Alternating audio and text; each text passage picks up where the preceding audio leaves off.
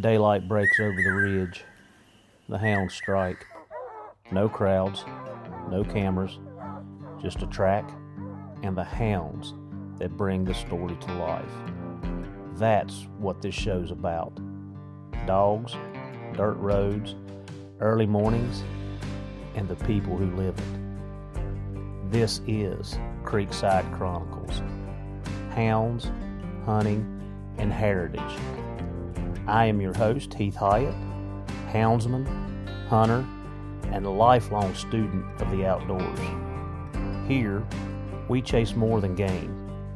We chase knowledge about hounds, hunting, and living the outdoor life the right way. From bear country to back roads, this is where the hunt meets heart, and every story runs a different trail. So pull up your chair by the creek, leash up your best hound, and let's get after it together. Performance starts in the feed.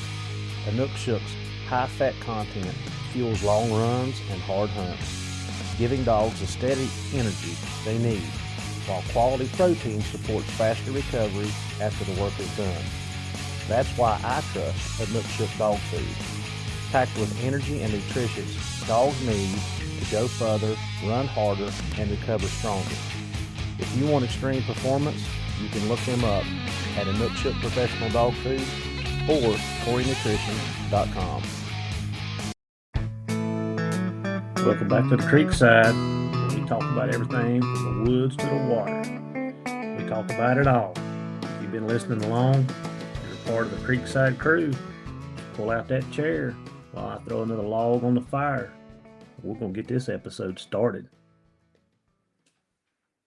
And just as I promised, when you guys send me stories, training questions, we're going to talk about them. So today, we're going to tell a story that was sent to me by Mr. Jake Hines. I'm going to read it to you. My name's Jake. This is a story about the best young dog I've had in about 10 years. Around a year ago, my wife purchased a Tree and Walker Coonhound pup for me. He was a blanket back, red-headed pup that was easy on the eyes, with cat-like feet, a big chest for his age. We named him Steel. His breeding goes back to Wipeout Zeb 3, Booger Holler Mojo, and some old Riverbend flag breeding. When we got the pup, he was around 3 months old and was already treeing squirrels in the yard. I knew the pup was a natural tree hound that I didn't have to encourage and had prey drive that we all seek when looking for that special young dog. I turned loose a coon without him seeing it or knowing where it went. He tracked it all the way to the tree, but stopped and came back to me after trying to figure out where it had went for over 30 minutes. The next day, I caught another coon. This time I showed him the coon in the cage and pulled it up the tree so he would know that they climb. That night, he ran the track and treed that raccoon. He has been treeing them ever since. However, his problem was running or jumping at the tree. When he was 7 months old, he was jumping at a tree, fell and hit his head on a rock. He stopped treeing even though he had the coon. I thought to myself that I had ruined my pup from not correcting the tree jumping quick enough and not having him tied once I arrived at the tree. The next time we hunted, he would run a track but would not tree anymore. I took him home and gave him a break for about a month. After a month, I completely started over the games we had played when he was young, showing him the coon, letting him see it in the tree. Being only 9 months old, I didn't get too discouraged yet. He treed that coon and has treed them ever since. Hopefully he will finish stronger than he is now, and we will start competing in the night hunt soon. That's only the beginning of the story of the Man of Steel. Thanks for reading. Jake, we want to give you a congratulations. I seen where you placed Man of Steel in a night hunt this past weekend with 200 plus points. So keep us posted and keep on running that young dog. Hope he makes a great one. This week's training segment is going to be something I feel like we have all dealt with. But over the past several months, I've had this question asked to me, what would you do with a shy dog? Even last week, a listener asked me about a skittish female. So today, we're going to talk about something that a lot of hound hunters, the handlers, I see it a lot in the pet world. I have dabbled in that some. And as a trainer, this is something we run into. But people really don't talk about it in depth. And that's working with a shy, reserved, or downright standoffish dog. You know, these are dogs that are hanging back, the ones that don't rush up to greet you, the ones that seem to size you up from across the yard, the kennel, even in the woods. You know, we've had those dogs run up, stop short, and they're like, I'm not sure about this. What's going on here? I mean, sometimes they're mislabeled as stubborn, you know, hard to handle. But in reality, a lot of these dogs are just curious. They're thoughtful, and if you handle them right, they often become some of the most loyal and consistent partners that you'll ever work with. Remember my problem dog, Briggs? I had in a podcast about a year ago. It took me a long time to bring him around, but I did. And now he's one of my pleasures. So today, I want to walk through how to approach these dogs, how to read them, and how we're going to build trust without setting yourself back. Okay? So first and foremost, we probably need to understand the nature of a hound. And I don't know if we actually look at it like this, but it's going to help us if we understand what we're working with. Hounds, by design, are independent thinkers, right? We all want that. We're talking about scent hounds.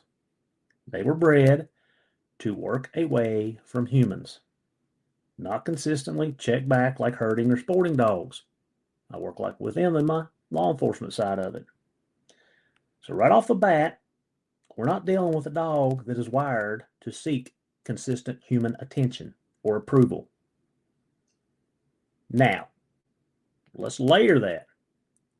A dog that has been inconsistently handled, maybe a dog that's kennel heavy, been in the kennel most of its life. I run into this a lot in the law enforcement world. When we buy dogs from Europe, they raise them up as puppies. They stick them in a kennel. Now they're taken care of. They stick them in a kennel. They wait till they mature out or start to mature, 12, 13, 14, 16 months old. They bring them out, they test them, and they send them on their way if they test to us. Those dogs are a chore. And let's talk about limited socialization. And even though I do not like the word socialization, I'm going to break it down for you because it's more than just human or dog contact. Because let's talk about human socialization. You know, getting the dog comfortable with different people and voices, stuff like that. Handling styles. Like what works for me and my handling style is definitely not going to work for some other people. Like my hunting group, you know, if you take all 6 of us, we all have a different handling style. So human socialization, comfortable with the human or people. And I think a lot of people look at that. Dog socialization. All right. Learning how to interact with the pack. Make sure they communicate properly with other dogs. We don't want aggression in our packs. So that's the 2 socializations I think people think about the most, is interaction with us and interaction with other dogs.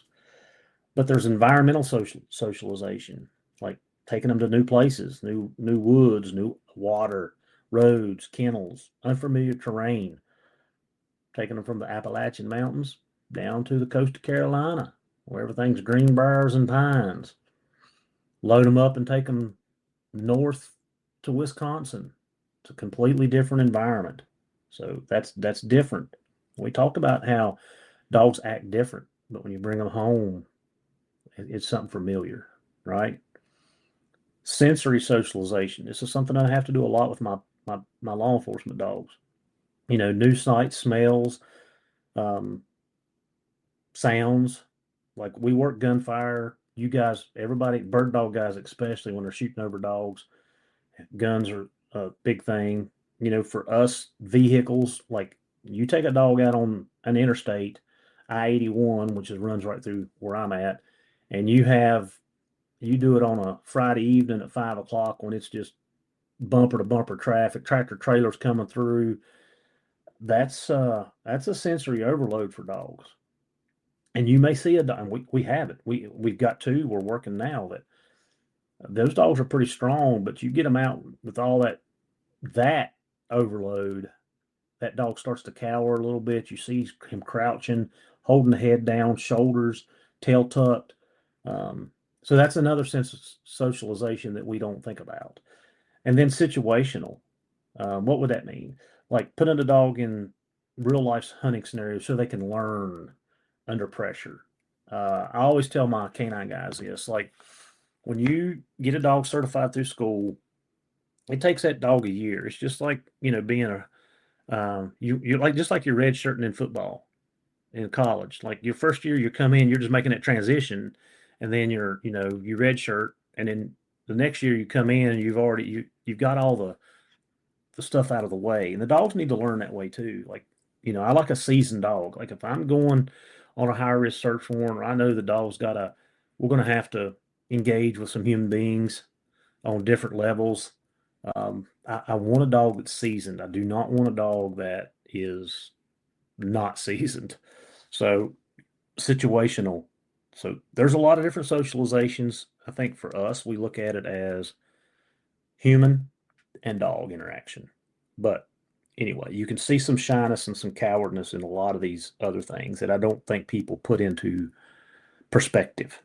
So, or you could just have a dog with a soft temperament, a dog that just doesn't trust people right off the get-go. Or let's talk about voice inflection. I say, hey, or hey, and that dog cowers because, ooh, that second hey it sounded more like I'm in trouble, hey, not come here, talk to me, hey, or hey, buddy, how you doing? And you see those dogs kind of like, they duck that head or they're unsure. So they're just maybe a little bit softer, and it's not a flaw. People may see it that way. It's just information processing. So not a big deal. So let's get this out of the way right off the get-go. Is forcing interaction. I think it is one of the biggest mistakes that's made when you're dealing with this type of dog, is forcing yourself up on it. In fact, one of the girls at work she into the dog rescue. She's fostering a dog, a young dog. He's 4 months old. They brought it to the office the other day, and tail's tucked, dog's creeping around, kind of looking at things, and everybody's like, "Oh, come here, let me pet you." I'm like, leave him alone. Just leave him alone. Let him settle. Let him figure things out. Against everybody kind of thought I was being pissy about it, but I was like, no, just let the dog do his thing, and he'll figure it out. And it's kind of funny because that dog made his rounds around the office and went behind my chair and laid down. I never said a word to him. I didn't speak to him. Dog laid there for probably a good 2 hours and gets up, kind of stretches himself off, and goes about his business. And I said, see, the dog just needed to adjust. The dog just needed to figure things out on his own without 15 people sticking their hands out and whatever. So that's part of it. The fastest way to lose ground with a dog of this caliber is pushing at interaction. And if you've heard me talk about Spook, when I got Spook off the transport van, I told the guy, I said, just turn him loose here in the yard. And he looks at me kind of crazy, like, are you sure? And I'm like, yeah, just turn him loose. I mean, he's a 5-month-old puppy. Like, what's he going to do? Well, I spent an hour and a half chasing that puppy around the yard and finally got him cornered. And I reached down to grab him and he gave me a what for? Like, I don't like you doing this. And so he bit me. I didn't get mad about it. Like, I understood what was going on. I understood the behavior. It was a defensive bite, not an aggressive, like, I'm going to eat you up. So I put a slip lead on him. I took him down to the pen, put him in his pen, and for the next while, but for the next 5 days, uh, we had to build that bond. And I'll go through some of those steps here. But a couple things I did, with Spook is, I retch in too quickly. Don't loom over dogs. I didn't loom over him, but grabbing the collars. A lot of times you get that reaction. Like, as soon as you grab a collar, dog's unsure, they turn on you. Cornering them, I did that. I pinned him up between the building and the fence. Don't call a dog repeatedly when they're unsure. Like, you're just kind of wasting your breath, and you're not making any progress there. Even a well-mannered, even well-meaning behavior, like crouching and sweet talking, can still feel pressured if a dog getting ready. Just back to the dog in the office. Like, we had 4 people, like, literally they were looming. They were standing over the dog. They crouched in high pitched voice. Oh, come here, baby, you're so cute, blah blah blah. No, just don't do it. Um, trust is not built by convincing that dog. It's built by allowing him to decide. You know, I mentioned something important already. You let the dog settle and choose when to come to you, and that's not just a great idea. It's actually one of the most effective approaches when you have this, because what you're doing is you're removing that pressure. I'm taking it away. It's on you, buddy. It's on you. You decide when you want to come to me. And a lot of people some of you guys are probably listening to this and saying, like, no way, like, I don't have time to fool with this. Like, the dog's going to do what I want him to do. And that is a way. We talk about a way all the time. It is a way. But you're going to lose more ground than you cover doing that um, behaviorally with the dog. So when you give that dog time and space, some important things happen. The dog starts to observe you instead of reacting, and you don't want that dog to have to react. Curiosity starts to take over. The dog feels a little bit of a sense of control. Like, he can, like, okay, I can work with this, and that's really big for a shy or standoffish dog. If a dog feels like he's trapped into interaction, he's either going to shut down or he's going to resist. And how many times have you reach in to grab a dog's collar and they kind of sit back? It's kind of like you see the old mule sitting down in the field. They just tired of plowing. Like, same thing. Like, the dog's kind of shutting down. But if it feels like they can choose the interaction, you get a completely different mindset with the dog. So what does this look like? Like, what does that different mindset look like? You enter calmly. Spook. I took a bucket. I took it down to his pen with a handful of food, and I sat on a bucket in the corner at the door. He was behind the house and would not leave that house until I left the pen the first day. So, but I went calm. I didn't avoid. I avoided direct eye contact. Like, that's a challenge, in the canine world. Body language is 80%. I avoided it. I didn't reach out for him. In fact, I didn't even speak to him. I didn't say a word. Just kind of letting him figure it out. And I wanted my body language to be neutral with him. And then I waited. I waited the second day. Waited the third day. But the third day, I started seeing some subtle signs. And let me tell you what that was. He was leaning. One of the biggest things he did is he started sniffing in my direction. I'm like, okay, he's checking it out. He's trying to smell what I'm about. Remember, the dog sees the world through his nose, not his eyes. He's smelling. And then the next day, I get a step closer. I get less tension in the body, like he's not as tense. And every one of those signs that I saw was up. They were progress. So the fourth day, he's coming out and walking around the pen, right? He's coming out walking around the pen by the fourth day. And then by the fifth day, he's coming up and he's eating the food out of my hand. So we made progress. Took 5 days. It may take you 30 minutes. It may take you 10 minutes.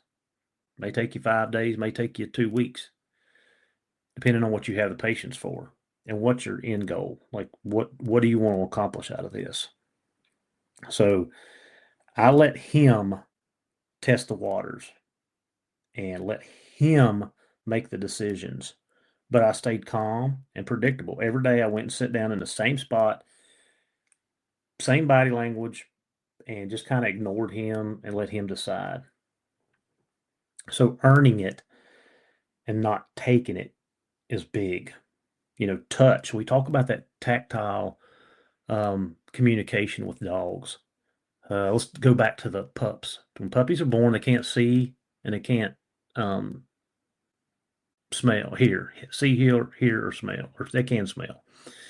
They can't see, can't hear, but they can feel. And that mom grooms them. She licks them. And that starts the minute they're born. She is giving them a tactile communication.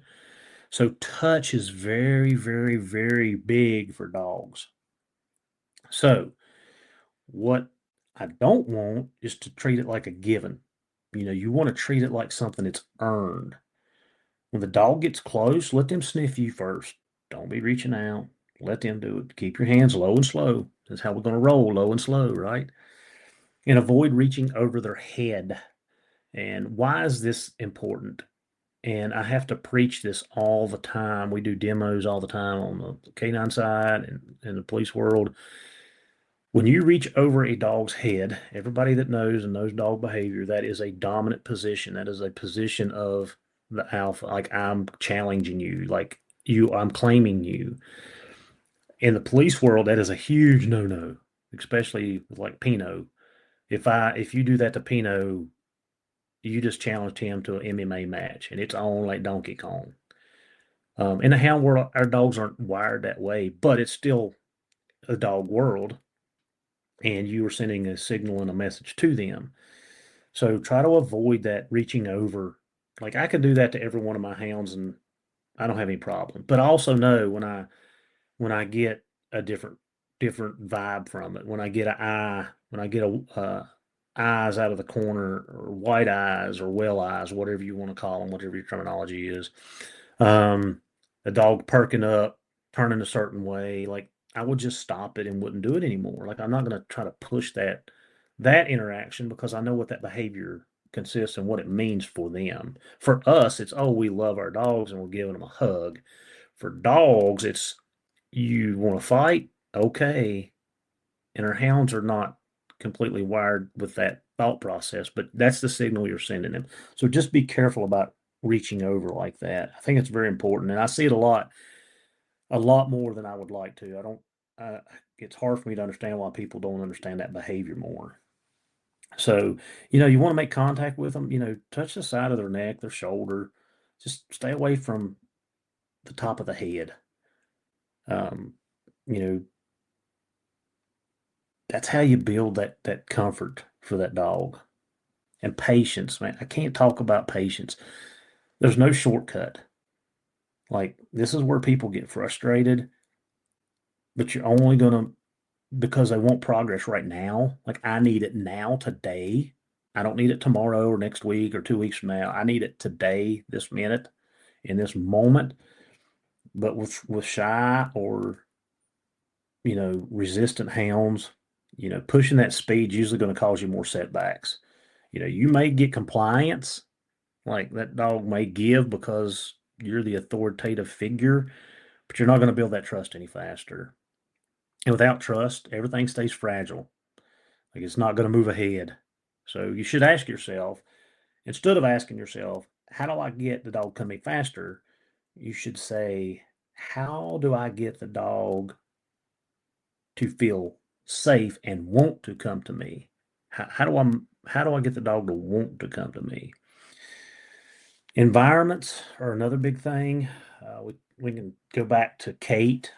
Um, you know, you want to start with low pressure environments, avoided crowded areas, of course.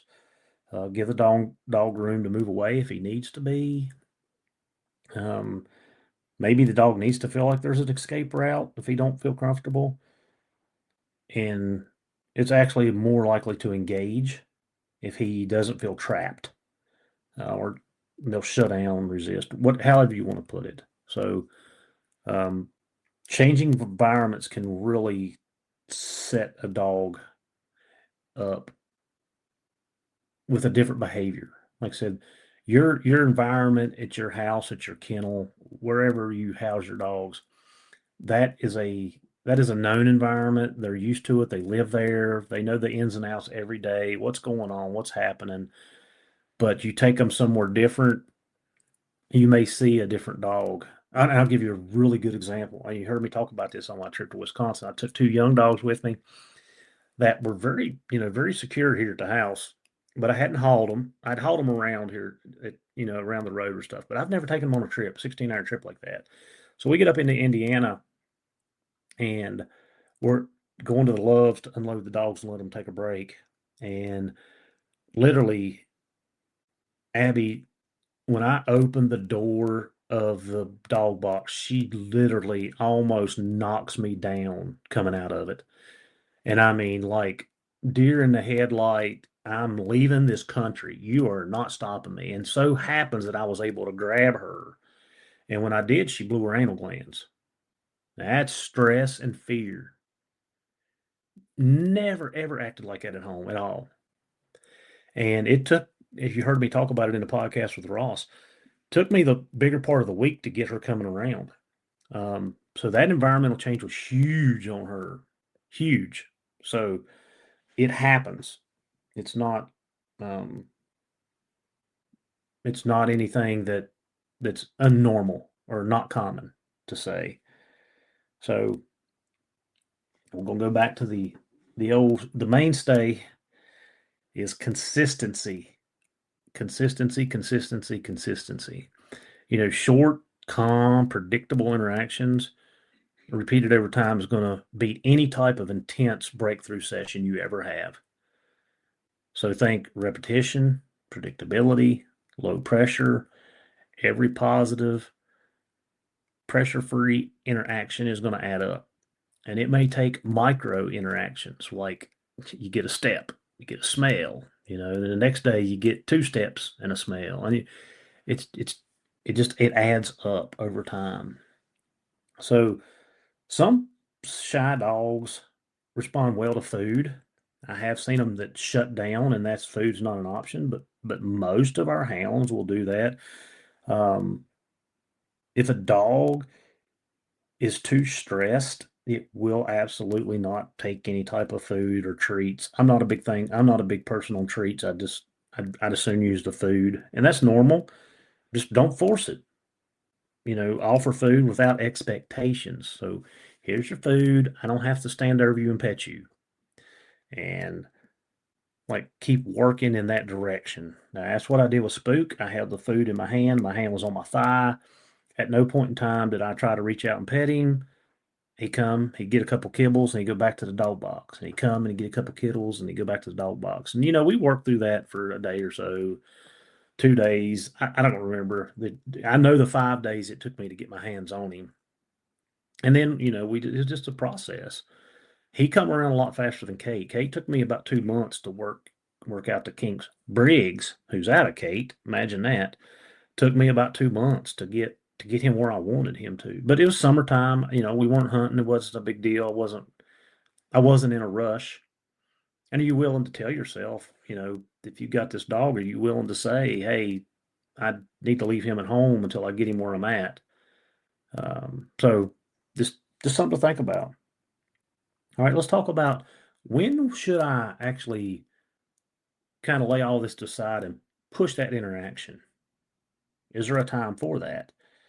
And yes, there are. Like, what happens if the dog needs to go to the vet? What happens if there's an emergency? Like, you got to transport the dog somewhere. There's going to be some type of life that requires some cooperation here. So just minimize the pressure, be clear and calm, don't get upset, avoid a bunch of beating and banging and sudden movements. And once that task is done, go right back to giving the dog space and letting him try to make the decisions. This will be a big payoff. Like, long-term payoff will be well worth it. When a shy or standoff hound decides that you're trustworthy, that bond usually becomes incredibly strong. And all three of those dogs I just mentioned, Spook, Kate, Briggs, there is a very deep connection and bond with those dogs. And I like that. I like to know that I have that with my dogs. It took time. It didn't happen overnight. I didn't get irritated or aggravated. I just worked the process. And as a trainer, I enjoy that. Some people may not. Some people may not have time for it, like, work and life and kids and everything else that happens in our world. You may not have time to do that. But then you got to think about, is this the dog for me? Is this a dog that I can work? Talking about the handling, everybody has different handling styles.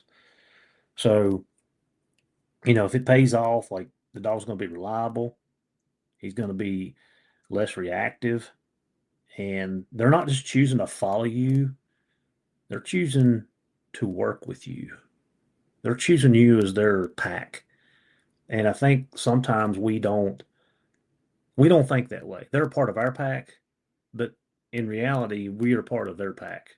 How do I fit into their pack? So, final thoughts. If you take one thing from this episode, let it be this. Progress with a shy hound comes from reducing pressure, not increasing effort. What you're already doing, is letting the dog settle, allowing them to decide when to approach, and that's exactly the right foundation. You're not being passive, you're being intentional. And that patience is what creates real trust. That's going to be a wrap for this week's episode of Creekside Chronicles. We appreciate you spending your time with us, whether you're in the truck, in the woods, or sitting by the creek just listening along.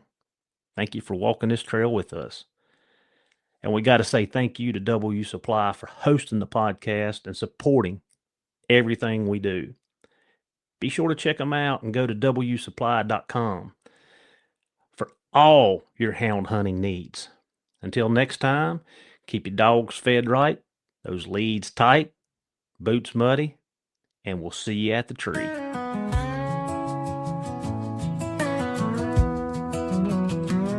Tailgate drops before the light, coolers packed and the rig sitting right, tracking collars charged, beeping green, boots in the bed and the rifle's clean.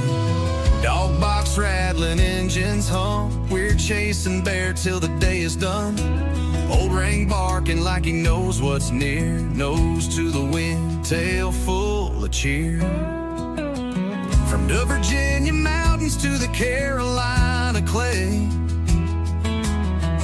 we're burning fuel and miles each day. Every turn's another tale, through mountain mist and paper trails. We see the sunset red in Tennessee, rise through the fog in old WV.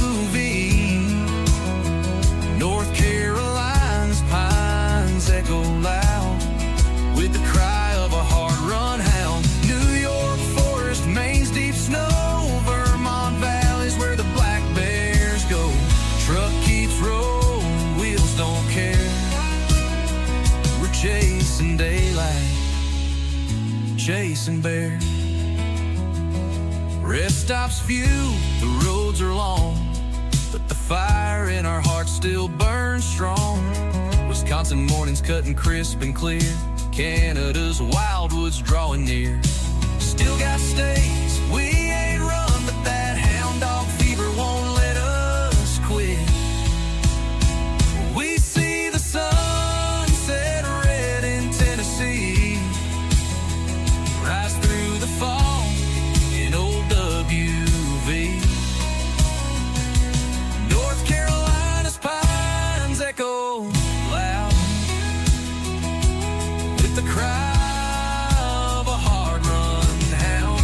New York frost mains, deep snow, Vermont valleys where the black bears go. Truck keeps rolling, wheels don't care.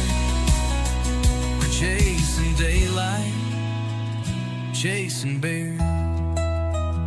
Gas station coffee, Alpha XL on the dash. Another back road, another bear track.